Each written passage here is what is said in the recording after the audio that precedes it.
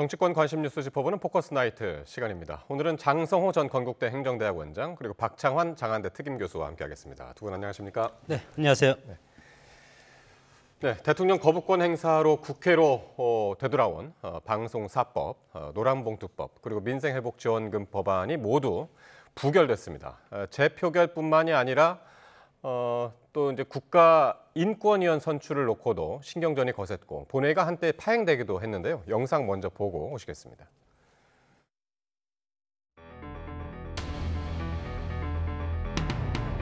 제9차 본회의를 개의하겠습니다. 국가인권위원회 위원 한석훈 선출안은 부결되었음을 선포합니다.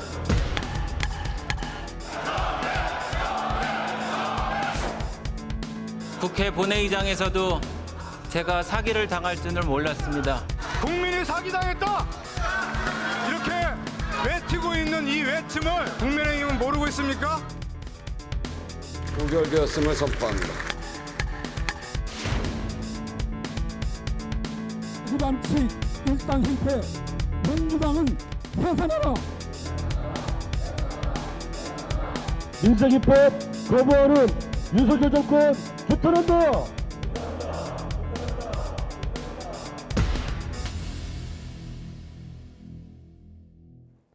예. 자, 앞뒤 이제 두 가지 스토리들이 있는데 먼저 뒤에 거요. 대통령이 거부권을 행사한 법안들이 오늘 재표결에 붙여졌는데 모두 이제 부결이 됐습니다. 먼저 장 교수님, 네. 예상하셨나요? 예, 당연히 예상을 지금 뭐 벌써 뭐 거부권하고 재의결 지금 21번째인가요? 네. 그리고 이제 쌍특검까지 하면은 23번째 재의 요구권이 이제 발동이 되는데 구조적으로 이렇게 될 수밖에 없는 구조입니다. 국회가 과거에 13대, 14대, 15대 국회는 여당과 야당 150석 과반을 넘는 정당이 없었기 때문에 서로 대화와 타협이 됐는데 국민들이 어느 한쪽을 계속 밀어주지 않습니까? 뭐 여당이라든가 그다음에 야당이라든가 보수당이라든가 진보당 특히 그냥 뭐 한 155석 정도 밀어주면 그래도 이탈표가 있고 서로 대화 타협이 가능한데 180석 정도를 주니까 아예 대화할 생각을 하지 않습니다.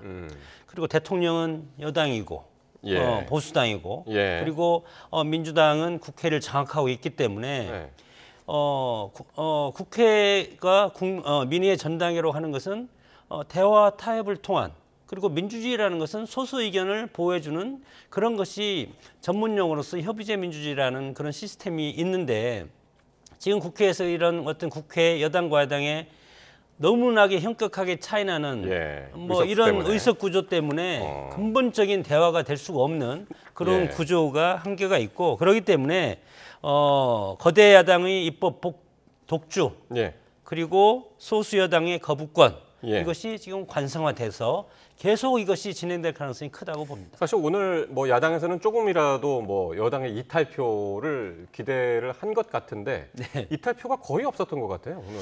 네, 지금 뭐 이탈표가 있는 순간 108석인 국민의힘 이것조차도 스스로 붕괴될 가능성이 상당히 큽니다. 그렇기 때문에 108석은 아주 소수 정당이지만 현재로서는 민주당에 비해서 만약에 이것이 그 민주당의 이탈이 된다면 180석 자체도 지킬 수가 없는 그런 상황이기 때문에 더욱 더 공고하게 이렇게 갈 가능성이 크다고 봅니다. 오늘 6개 법안 가운데 그 박 교수님 그러니까 방송사법하고 노란봉투법 같은 경우는 21대 국회에서도 한번 폐기됐었던 법안이 이제 오늘 다시 폐기가 됐단 말이에요. 그런데 이제 이걸 재발의하겠다고 또 민주당이 또 그러는 거 아닙니까?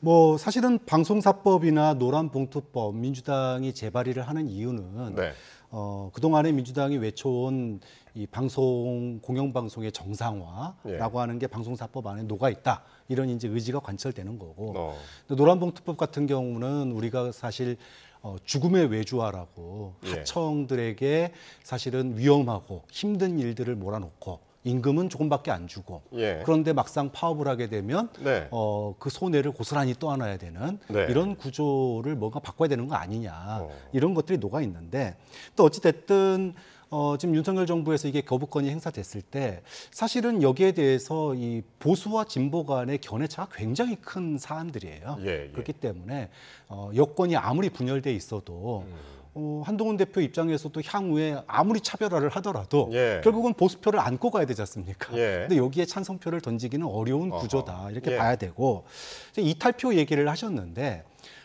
사실은 이제 아까도 말씀드렸지만 오늘 폐기된 법안들은 이 보수 진보의 이 간극이 워낙 크기 때문에 예. 사실은 여기에 이제 뭐 이탈표가 가기는 좀 어려운 구조인데 네. 핵심은 이겁니다. 지금 전국에 키를 쥐고 있는 거는 지난 뜨거운 여름 동안의 핵심은 최상병 특검법이었고 그 다음에 지금 올 가을 들어서서는 김여사 특검법이 핵심이거든요. 예. 그렇기 때문에 뭐 민주당에서도 올 이번 그 거부권 행사에 대한 법안이 재의결하면서도 네. 뭐 통과되리란 기대를 하지 않았을 거고요. 예. 눈여겨봐야 될 지점은 한동훈 대표가 공언했던 제3자 추천이 들어간 최혜병 특검법 네. 그리고 매주 새로운 폭로가 나오고 있는 예. 김여사 특검법 예. 이 부분에 대해서 향후 여당 내에서 소위 이탈표가 몇 표나 나올지 이 부분이 네. 이제 최대의 관건이 되겠죠. 그러니까 최상병 특검법하고 김여사 특검법 지금 이제 19일 날 본회의를 통과했고 이게 이제 대통령실에서 이제 거부권을 행사하리라는 이제 지금 예상이 이제 가장 크고 네. 다시 국회로 넘어오면 이제 거기에 대한 그렇죠. 그게 이제 앞으로 전국의 어떤 흐름을 결정짓는 결정적인 고비가 될 거라고 보고 있습니다. 그런데 지금 이 방송사법이나 노란봉투법 같은 경우에 재발의한다는 것은 네. 다시 폐기가 됐고 다시 대통령실로 가면은 대통령 또 거부권 행사할 테고 또 넘어와서 또 폐기가 되는 그런 악순환이 또 반복되지 않을까요? 왜 다시 이렇게 재발의를 하는 겁니까? 그러니까 민주당 입장에서는 국민이 지난 총선에서 네. 윤석열 정부에 대해서 분명히 회초리를 들었고 네. 그리고 민주당이 공약했던 사항들이거든요. 네. 그러면 다수당 소위 170석이 넘는 다수당을 얻었고 네. 야당으로 치면은 193석에 가까운 192석에 가까운 의석을 줬는데 이거를 대통령이 거부권 행사하는 게 잘못된 거다. 그리고 네. 공영방송의 어떤 그 공정성 그리고 소위 그 하청 노동자들의 그런 노동권 이런 것들을 보호하기 위한 민주당의 어떤 진정성 어린 네. 입법이다라고 하는 거를 강조하려면 네, 네. 이 부분은 계속 유지를 할 수밖에 없는 상황이겠죠. 네. 지난 총선의 표심이 물론 네. 여러 가지 뭐 요인 때문에 국민의힘이 참패를 했지만 네. 국회의원 총선이 국정의 운영권을 준 건 아니지 않습니까? 국정의 운영권은 대선에서 대통령한테 줬다고 봅니다. 네. 다만 총선이라는 것은 국회에서 물론 다수당이 줬다는 것은 야당의 역할은 정부 여당을 견제하고 네. 대안을 제시하고 예. 질타하고 감시하는 네. 그런 기능인데 지금 민주당이 하는 행태를 보면은 국정을 운영하고 있습니다. 저는 이것이 입법 독재라고 생각이 듭니다. 아하. 그렇기 때문에 입법 독재가 상당히 과거의 우리 역사를 보면은 뭐 입법 독재라는 것이 별거 아닙니다. 다수의 수로 소수의 의견을 뭉개고 그렇게 가는 것이 입법 독재라고 생각이 되기 때문에 예. 이런 것이 있기 때문에 지금 민주당이 착각하고 있는 것이 아닌가. 예. 지금 정권을 잡은 건 아니지 않습니까? 오늘 요 방송사법 노란봉투법 이런 이제 대통령 거부권 행사로 넘어왔던 거 다시 재의결하는 그 앞서서 첫 안건이 국가인권위원 선출 표결이었습니다. 근데 여기에서 그러니까 여당 몫의 한 명, 야당 몫의 한 명을 이제 표결 처리하는데 야당 몫이 먼저 이제 통과가 됐고요. 여당 몫이 그 다음에 부결이 되는 상황이 빚어져-가지고 근데 이게 양쪽이 합의 처리하기로 한 것 아니었었나요? 그 과정이 어떻게 됐었나요? 저는 뭐 우리 국회가 하여튼 뭐 여러 가지 네. 신기록을 쓰고 있는데 네. 이것도 어떻게 보면은 코미디 같은 그런 모습이라고 생각이 듭니다.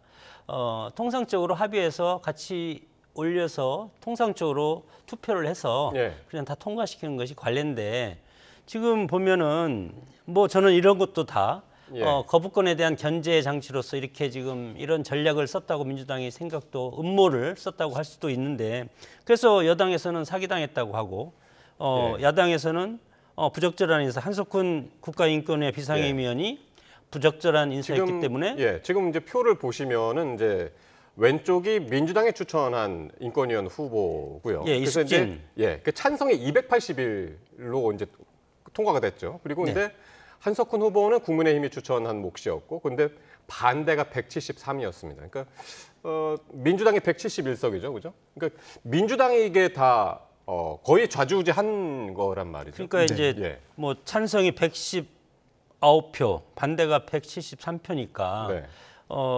어쨌건 민주당이 반대했다고 볼 수밖에 없지 않습니까? 네. 그래서 뭐 지금 얘기를 들어보니까 의원총회 때 네. 우리는 당론으로 이렇게 해서 찍자 그게 아니고 예. 물론 통상 그렇게 하는데 원내대표가 네, 네. 이렇게 해서 2명이 왔으니까 합의해서 우리 뭐 선거는 요식행위고 이렇게 통과시키자 그렇게 했는데 선미화 의원이 상당히 강력하게 호소를 해서 한석훈 인권위원이 지난 3년 동안 한 것이 노란봉투법과 이태원 참사 특별법을 강력하게 반대를 했고 그리고 박정훈 대령 긴급구조조치를 이것을 기각시킨 사람이기 때문에 예. 반드시 이것을 통과시키면 안 된다. 이것이 이제 최상면 특검법과 연계가 돼 있는 사안이 있습니다. 그렇기 때문에 상징적으로 그런 것을 부각시키기 위해서 이렇게 해서 예. 이것을 합의를 전제로 했지만 부결시킨 그런 케이스가 되기 때문에 국민의힘은 상당히 지금 사기당했다고 할 수밖에 없지 않겠습니까? 그러니까 이게 여야 합의가 있었는데 그 전에 그 본회의 전에 민주당 의원총회에서 뭔가가 있었군요. 네. 예. 그러니까 지금 앞서서 이제 교수님께서 재의결을 부결한 게 입법 독주에 대한 불가피한 거 아니냐 이런 얘기를 하셨는데 네. 오늘 정확하게 민주당에서 그 반대 얘기가 나온 겁니다. 그러니까 원내대표 간에 뭐 사실상 이제 양쪽에서 한 명씩 추천하는 거니까 예. 뭐 통과하는 걸로 얘기가 됐었는데 막상 표결 들어가기 전에 의원총회 민주당 의원총회에서 앞서 얘기해 주신 것처럼 한석훈 이 후보자가 과거에 이제 어느 언행들이 예. 지금 민주당이 얘기하고 있는 모든 것들에 연관되어 있어요. 네. 그 길목길목에서 예. 소위 정권의 그런 그 입맛에 맞는 예. 그런 행보들을 보여왔기 때문에 예. 이 부분에 대해서 이제 의원총회에서 이제 얘기가 나온 겁니다. 그리고 지금 인권위가 사실은 뭐 방통위도 마찬가지지만 방통위는 이미 파행 상태에 들어갔고요. 인권위도 완전히 뭐 행정 독재, 인사 독재예요. 지금 그 안창호 위원장 들어가셨는데 가자마자 지금 전원위원회를 비공개로 첫 회의를 비공개로 진행을 했습니다. 이것도 유례가 없는 일이고요. 네. 또 김모 상임위원 같은 경우에는 이미 오래전부터 막말이라든지 여러 가지 논란이 또 빚고 있는 그런 문제가 있기 때문에 이런 인사들이 자꾸 위원으로 들어가면 인권위라고 하는 게 사실은 그동안에 우리나라 인권의 마지막 보루 역할을 했던 곳인데 이게 정권의 소위 말하면은 윤석열 정부의 논리를 갖다가 뒷받침해 주는 그런 어떤 기구로 전락하는 거 아니냐, 거수기로 전락하는 거 아니냐라고 하는 민주당 의원들의 반발이 호소가 결국은 표결에서 이게 자유표결이었거든요. 자유투표였기 때문에 민주당 의원들 거의 전원이 반대표를 던지게 된 계기가 된 거죠. 근데 이게 이제 여야의 약속이었기 때문에 예. 이거를 깨는 것이 맞느냐. 만약 이제 그런 부적합한 점이 있더라면은 이제 본회의 전이라도 반대 의사를 좀 표명을 했어야 되는 것이 아니야. 그러니까 그 진보 진영 그 패널 분들도 오늘 낮에 이렇게 들어보면은 이런 경우는 없는데 이제 그런 말씀들을 하시더라고요. 네. 그러니까 지금 이제 원내대표가 이제 이런 부분들을 어떤 식으로든지 되는 방향으로 끌고 가려고 하겠죠. 지난번에 그 국방부 장관이랑 외교부 장관 사실은 이제 그 대정부 질의 때 출석하는 문제도 사실은 뭐 본인은 아니라고 하지만 사실상 사인을 해주지 않았습니까 불출석에? 근데 의원들이 그걸 받아들이지 않았어요. 그만큼 이 원내대표 하는 게 쉽지 않은 일인 것 같습니다. 그런데 민주당의 분위기가 그렇습니다. 지금 거부권 행사 끊임없는 거부권 행사와 의혹이 터지고 있는 김 여사 문제에 대해서도 지금 용산에서 한마디 사과도 없는데 이 부분을 이렇게 어떻게 그냥 넘어가냐? 이게 지금 격앙되어 있는 민주당의 분위기라고 봐야 되겠죠. 그래서 이제 김건희 여사 문제를 한번 이번에는 짚어볼 텐데요. 국민의힘 내부에서요, 김건희 여사의 각종 의혹과 관련해서 사과 여부를 두고 이견을 보이고 있습니다. 친한계하고 친윤계 목소리 한번 직접 듣고 오겠습니다. 김건희 여사 관련해서도 여러 가지 논란이 있기 때문에 국민들은 이런 문제를 빨리 해결하는 걸 원해요. 그게 이제 그렇겠죠. 국정 지지도로 연결이 되고 있는 상황이기 때문에 국정을 운영하는 책임자의 입장에서 볼 때는 네. 그렇게 털고 가는 게 순리다 저는 그렇게 생각합니다. 결단이라는 거는 사과 부분이고요. 김건희 여사가 지금 사과하는 문제에 대해서는 전략적으로 굉장히 안 되는 사안이다. 지금은 전략적으로 사과할 단계가 아니라고 봐요. 제가 뭐 지금 사과를 하지 말고 민심과 돌아서라는 이야기를 하는 것이 아니고 지금 사과를 하면 지금 의혹만 제기되는 것도 전부 사실이 된단 말이에요. 예. 그러니까 대통령하고 한동훈 대표의 독대 불발 이후에 친한계에서는 김 여사 리스크를 털고 가야 한다라면서 이제 목소리를 키우고 있는데 정 교수님, 네. 예. 정 교수님은 어떤 의견이신가요? 사과를 해야 됩니까? 아니면 아니 사과해서 되면 네, 부득이 소치도 하고 100번, 1000번이라도 하겠습니다. 네, 뭐 저도 마찬가지입니다. 그러나 지금 우리 직전에 한번 한석훈 인권위원회 통과시키기로 했는데 민주당이 부결시키지 않았습니까? 이것이 바로 민주당의 행태입니다. 이것이 사과로 끝나면 사과를 합니다. 근데 사과로 끝나는 게 아니고 어허. 궁극적으로는 지금 예. 탄핵을 가기 위한 빌드업하고 있는 것 아니겠습니까? 어. 이재명 대표의 사법 리스크를 극복하기 위한 가장 효율적인 수단은 탄핵이라고 보는 것이고 그렇기 때문에 지금 뭐 21번 정도의 어떤 그 제2요구권, 거부권을 행사할 정도로 입법 독주를 계속해서 네.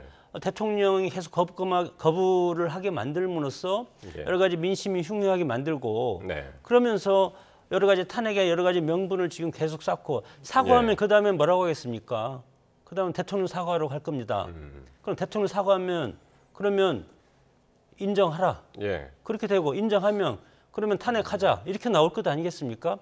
지금 여당과 야당 똑같습니다. 야당도 그렇고 여당도 그렇고 예. 수가 많은 야당 같은 경우는 입법 독주로 그냥 강력하게 밀어붙이고 아주 시원하죠 지금 시원한데 나중에 어떻게 바뀔지는 모르겠습니다. 예. 국민의힘이 여당이지만 국정을 책임지고 있는 입장에서 조심스러우면서 이것을 8명을 가지고 지금 이것을 막고 있는 것 아닙니까? 이 네. 뚝이 터지면 예를 들어서 요 사과 문제부터 터지기 시작하면 예. 여기에서 끝나는 것이 아니다. 어. 그렇기 때문에 상대가 민주당이기 때문에 예. 그렇게 쉬운 선택은 할 수가 없다고 저는 생각합니다. 그래서 김재원 최고위원이 그렇게 얘기를 한 건가요? 그러니까 지금 사과해서는 안 되고 전략적으로 굉장히 안 된다. 전략적으로 사과를 하면 안 된다고 그러는데 사과를 하면 모든 걸 다 인정하는 거다. 그렇게 얘기를 하네요. 김재원 네. 최고위원은. 뭐 예. 늦어도 많이 늦었죠. 1년 전 작년 가을에 또는 겨울에 사과를 했으면 여기까지 네. 안 왔습니다. 명품백 문제도 네. 그러니까 나오는 건건이 이 윤석열 정부는 일을 키우는데 탁월한 능력이 있어요. 계속 쌓아둡니다. 문제들을. 예. 무슨 문제가 터지면은 사과라고 하는 걸 몰라요. 뭐 이게 좀 왜 그런지 모르겠는데 그때 털고 갔으면은 여기까지 또 안 왔다. 그런데 지금 이게 쌓이고 쌓여서 명품백 쌓이고 거기에 지금 공천 개입 논란 쌓이고 예. 여기에 지금 여론조사까지 이제 또 쌓이는 판 아닙니까? 예. 계속 쌓이고 있는데 지금은 사과할 국면은 이미 넘어섰다고 봐요. 그럼에도 불구하고 왜 국민의힘 내부에서 지금 이 사과 얘기가 나오느냐? 네. 공멸 위기감 때문이에요. 지난번 갤럽 그다음에 리얼미터에 이어서 이번에 MBS 조사에서도 네. 대통령 국정수행 지지율이 25%가 나왔습니다. MBS 조사 최저치예요, 이게. 결국은 정상적인 국정 운영의 동력이 사라지고 있는 이런 상황에서 자칫하다가는 여당까지 같이 망한다. 네. 이런 위기감이 지금 사실 친한계 내에 있는 거고 예. 그렇기 때문에 어떻게든 예. 이 공멸에서 벗어나기 위해서는 대통령이 사과할 부분은 사과하고 예. 이렇게 넘어가야 되는 거 아니냐라고 하는 불만의 목소리가 그렇군요. 이제는 하늘 끝까지 치솟은 상황이죠. 근데 오늘 한동훈 대표가 2달 만에 의원총회에 참여를 했습니다. 원내가 아니기 때문에 의원총회에 이제 참석을 할 의무는 없고. 근데 이제 두 번째로 오늘 참석을 했는데 거기서 정부 입장을 무지성으로 지성 없이 그러니까 무지성으로 지지한다는 오해를 받아서는 안 된다.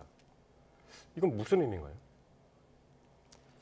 글쎄요, 뭐 무지성으로 그러니까 무작정 뭐 지지해서는 안 된다 뭐 그런 의미 같습니다. 그러면 뭐 여당 대표가 네. 대통령이 하는 여러 개 국정의 어떤 드라이브를 네. 반대하겠다는 뜻은 아니라고 저는 생각이 듭니다. 정부 여당, 특히 여당의 대표는 대통령과 저는 같이 갈 수밖에 없고 네. 대통령의 지지율 하락하고 국정이 실패하면 예. 여당 대표도 같이 실패를 할 수밖에 없는 것이 현실이고 예. 지금 저 지금 어떤 생각이라는 것은 네. 차별화라는 것을 조금 염두에 두고 하는 것 같은데 네. 지금 단계에서 차별화할 단계는 저는 아니라고 봅니다. 차별화를 하려면 예. 지방선거 끝나고 시작해야 된다고 저는 생각이 그러면 들고 차별화를 안 하고 같은 이제 공감을 하려면 좀 만나서 얘기를 해야 되는 것 아닌가? 뭐 잘 모르겠습니다만 독도 요청을 예. 계속 했었는데. 만나고 아니 지금 윤석열 대통령하고 한동훈 장관은 한동훈 아니, 대표. 한동훈 네. 대표와는 오랫동안 30몇 년 동안 같이 검사 생활을 하고 네. 그리고 뭐 법무부 장관까지 같이 하면서 호흡을 맞춰왔는데 뭐 굳이 만날 필요가 있겠습니까 사실은? 안 만나도 무슨 얘기하는 안 만나도 저는 무슨 얘기를 하는데 다만 지금 한동훈 대표는 예. 지금도 의원총회 가서 하는 것도 본인이 의원이 아니기 때문에 대표가 네. 그런 것이 이제 아쉬운 부분입니다. 네. 그래서 본인이 의원이 아니기 때문에 의원총회 가서 굳이 이제 이렇게 얘기를 해야 되는 그런 뭐 상황도 있을 수도 있고 그래서 이 차별화라든가 네. 이런 것은 네. 일단은 그 오리가 물을 건널 때 네. 위에는 가만히 있으면 발은 열심히 움직이지 않습니까? 그래서 지금 이렇게 지금 독태가 되지 않는다는 것은 어떤 동지적인 관점에서 조금 이것이 멀어진 것이 아닌가 이렇게 이제 생각이 들어서 예. 윤석열 대통령 입장에서는 만나면 본인 한동훈 대표는 이제 대선 주자로서의 그런 입지 이런 예. 걸 생각하는 것 같고 그런 것이 어떤 대통령이라는 권력에서 보면은 그리고 평생 한 30년 동안 본인이 밑에 검사로서 데리고 같이 왔지 않았습니까? 네. 이런 상황에서 그것을 용납하지 않는 캐릭터, 리더십이기 때문에 그럴 가능성이 상당히 크다고 봅니다. 무슨 얘기할지 뻔히 알고 있으면서도 그리고 이제 동지로서의 거리는 멀어졌고 해서 이제 굳이 만날 필요가 지금 대통령실로서는 이제 없을 그런 것 것이다라는 말씀이었고. 네. 저는 한동훈 대표가 심각한 기로에 놓였다고 봐요. 만약에 이런 상황에서 즉 대통령실에서마저도 패싱당하는 네. 뭐 독대마저도 공개적으로 거절당하는 밥만 먹고 가라는 이런 취급을 당하고 있는 상황에서 만약에 10월 재보선에서 만약입니다. 전제로 10월 재보선에서 만약에 대패를 한다. 그러면 대표직 유지할 수 있을까요? 대표직마저도 좀 위태로운 상황이 될 수 있어요. 또 네. 하나는 또 하나 더 심각한 문제는 대표직이야 언제든지 던져도 그만입니다. 그런데 문제는 대선 주자로서의 위상도 지금 위협받고 있습니다. 네. 과연 끝까지 대선 주자로 남아있을 수 있을까라고 하는 거에 대해서 물음표를 던지는 여권 인사들이 점점 늘어나고 있습니다. 그러면은 박 교수님은 한 대표가 어느 순간 승부수를 던질 거라고 보시나요? 그렇죠. 지금 그동안에 이제 아까 무지성으로 지지하지 않는다라고 하는 얘기가 뭐냐 하면 네. 확연하게 차이를 보이고 있는 게 의정 갈등, 또 최상병 특검, 김여사 특검이에요. 이게 지금 한동훈 대표가 그동안에 조금은 다른 목소리를 내왔던. 근데 사실은 이 세 개가 그동안에 윤석열 정부의 지지율 하락에 결정적인 역할을 해왔던 부분들입니다. 네. 그렇기 때문에 10월 달 이제 들어서서 뭐 이재명 대표의 1심 판결이 어떻게 나느냐에 따라서 조금 결이 달라지고 방향이 조금은 달라질 수 있지만 한동훈 대표가 승부수를 띄울 거고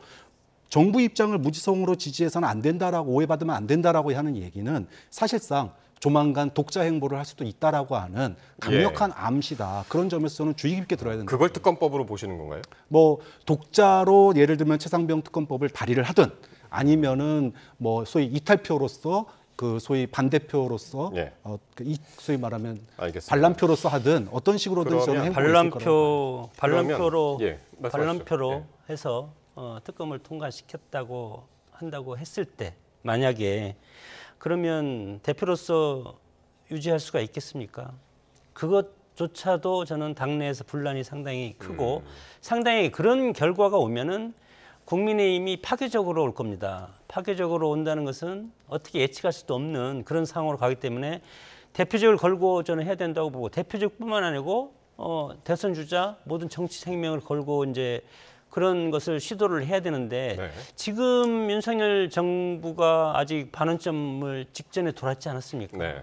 아직 너무 많이 남았습니다, 네. 사실. 네. 네. 그래서 제가 애초에 한동훈 대표가 대표직 나왔을 때 지방선거 때 나와라. 지방선거 때 짠 등장해서 네. 하고 그다음에 1년 뒤에 대선 있지 않습니까? 예.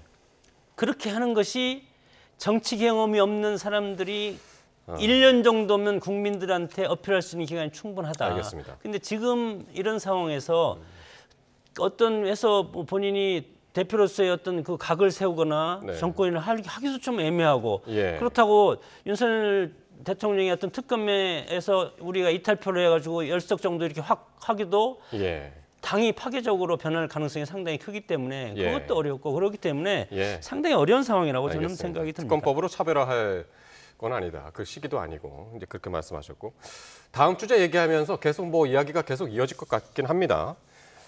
김 여사의 명품 가방 수수 의혹을 수사하고 있는 검찰이요. 김 여사하고 최재형 목사 처분 방향을 대검찰청에 이제 보고를 했는데 일단은 모두 불기소로 가닥을 잡은 것으로 알려졌습니다. 이렇게 되면 수사팀은 둘 다 불기소하라고 결론을 내렸었잖아요. 1차적으로. 그리고 이제 수심위가 좀 이제 다른 의견이었었고. 네. 네. 결국은 뭐 많은 사람들이 예측했듯이 네. 검찰이 김 여사 면죄부 주기 수순에 들어간 거 아니냐. 사실은 검찰 인사 날 때부터 얘기했던 겁니다. 이 자리에서도 제가 얘기를 했습니다. 아니나 다를까 기적의 논리, 김 여사 면죄부 주기 위한 기적의 논리가 지금 또다시 되고 있다. 예. 명품 가방이랑 화장품 세트는 직무 연관성이 없다라는 겁니다. 네. 자, 그럼 앞으로 고위공직자들 부인들한테 명품 가방하고 화장품 세트 줘도 직무 연관성이 아무것도 없는 거예요. 대한민국의 소위 말하면 이 소위 뇌물 국가, 예. 뭐 부패 국가 이거 어떻게 막을 겁니까? 이해를 할 수 없는 정말 기적의 논리를 검찰이 만들었는데 결국은 김 여사 면죄부 주기 위한 그런 논리가 이렇게 또 나오는구나. 예. 국민이 납득을 할까요? 윤석열 대통령이 뭐라고 그랬습니까? 국민이 납득하지 않으면 특검 자기가 나서서 하겠다고 그랬습니다. 예. 국민이 납득 못하고 있습니다. 65%가 여론조사에서 김 여사 특검 해야 된다라고 얘기를 하고 있어요. 왜? 예. 지금의 검찰의 이 불기소에 대해서 납득을 못하기 때문이거든요. 예. 그런 점에서 검찰이 과연 국민의 검찰로 남을지 아니면 정권의 검찰로 남을지 고민을 해야 된다고 봅니다. 예. 장 교수님 어떻게 보셨나요? 둘 다 이제 지금 이제 불기소로 일단 가닥을 잡은 것 같습니다. 절차적 민주주의가 있고 우리가 헌법적인 어떤 제도적인 어떤 규범에 따라서 삼권 분립이라고 있지 않습니까? 물론 검찰이 대통령이 검찰총장을 임명하고 대통령이 지휘를 하고 그런 구조로 돼 있지만 그것은 우리 헌법 구조입니다. 네. 헌법 구조인데 본인들한테 유리하지 않다고 야당한테 유리하지 않다고 야당이 공격하는 것에 검찰이 손들지 않는다. 과거 뭐 문재인 정부라든가 김대중 정권이라든가 노무현 정권에서는 국민의힘이라든가 한나라당에서 검찰에 대해서 욕하지 않았지 않습니까? 마찬가지지 아닙니까? 그렇기 때문에 검찰에서 이런 수사 결과 물론 수심위를 열었지만 네. 수심위를 100% 받아들일 거니까 참조하는 거 아닙니까? 그리고 권고죠. 일단. 위법성이 있는데 예. 위법성은 뭐냐? 받았다. 네. 위법성이지 않습니까? 그럼 거기에 조각사유가 또 있지 않습니까? 법에 아주 중요한 위법성 조각사유가 성립이 되면 처벌하지 않을 수도 있는 겁니다. 그것은 누가 국민이 합니까? 우리 평론가들이 하는 것이 아니지 않습니까? 사법부의 영역입니다. 검찰의 고유 영역이고 검찰총장이 서울중앙지검장이 이렇게 조사해서 우리는 이렇게 해서 사법적인 결정을 내릴 겁니다. 예. 그러면 검찰총장이 사인해서 결정하면 국민이 따라야 되는 것이 우리 헌법적 질서인데 예. 지금 직무 관련성과 대가성이 검찰은 없다고 보는 겁니다. 신고 예. 의무가 없기 때문에 네. 그렇기 때문에 이것에 대해서 검찰이 불기소 처분한다는데 수심위에서 8대7로 나왔다고 해서 예. 그것을 검찰이 따라갈 의무는 없지 않습니까? 여기에서 모든 의혹이 쌓이고 국민적 납득이 갈 때까지 하면은 예. 인민재판하면 되지 않습니까? 그것을 왜 검찰에 맡깁니까? 어허. 그렇기 때문에 일단은 검찰의 의견을 듣고 그렇게 되지 않으면 나라가 질서가 없어집니다. 민주주의라는 것은 법과 제도에 따라서 움직이는 시스템이기 때문에 예. 제도라는 것은 검찰의 영역이고 지금 현재로서는 그리고 만약에 검찰이 이것이 안 되면 기소하겠다. 그러면 재판으로 사법부로 넘기는 건 아닙니까? 법원으로. 그것을 우리가 지켜봐야 된다고. 일단 지금 민주당에서는 기소하라고 검찰을 향해서 이제 계속 압박을 하고 있는데 심우정 총장은 어떤 결론을 내릴까요? 심우정 총장이 왜 총장이 됐을까? 왜 이창수 지검장이 서울지검장이 됐을까? 네. 뭐 저는 같은 연장선상이라고 봐요. 뭐 아까 국민 여론 재판 뭐 얘기하셨는데 예. 국가의 기강을 무너뜨리고 있어요. 이 사건 전 명품백 사건 이전에요. 어떤 간 큰 고위 공직자가 500만 원짜리 화장품 세트와 명품백을 받습니까? 그렇게 되면 남편이 또는 공직자가 굉장히 위협받고 자리를 물러날지도 모른다라고 하는 건 대한민국 국민들의 상식이었습니다. 국민의 이 법감정의 상식을 갖다가 검찰이 뒤집었어요. 이것이 국가기강이 무너지는 거지 어떻게 검찰 보고 수사 똑바로 하라고 조사 똑바로 하라고 그러는 게 국가기강이 무너지는 겁니까? 자, 어쨌든 뭐 공직자 배우자 처벌 규정이 없기 때문에 김건희 여사는 네. 처벌할 수가 없다는 것은 뭐 대부분 알지 않습니까?